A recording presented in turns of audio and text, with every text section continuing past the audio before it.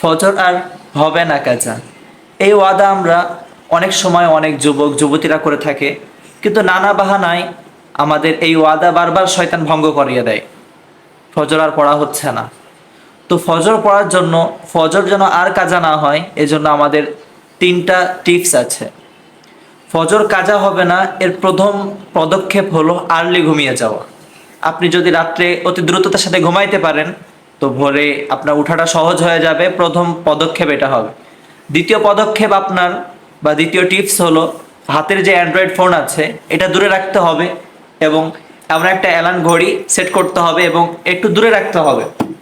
যদি আপনি দূরে রাখেন, তাহলে ঘুমের মধ্যেই অ্যালার্ম বাজার কারণে আপনাকে বন্ধ করার জন্য 2-3 পা আগিয়ে যে অ্যালার্ম বন্ধ করতে হবে, আপনার ঘুমটা ভেঙে যাচ্ছে।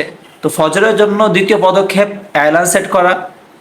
তৃতীয় পদক্ষেপ হলো এমন কোনো ফ্রেন্ড সার্কেল বা এমন কোনো মুরসল্লির সাথে সম্পর্ক রাখা যারা ফজরের নামাজ পড়ে, যারা আপনাকে সাহায্য করবে। হতে পারে আপনার স্ত্রী, আপনার ভাই, আপনার বোন, আপনার পিতামাতা, বা মহল্লার কোনো মুরসল্লি বা প্রিয় আস্থাভাজন ব্যক্তি, যারা আপনাকে সাহায্য করবে ফজরের নামাজের জন্য।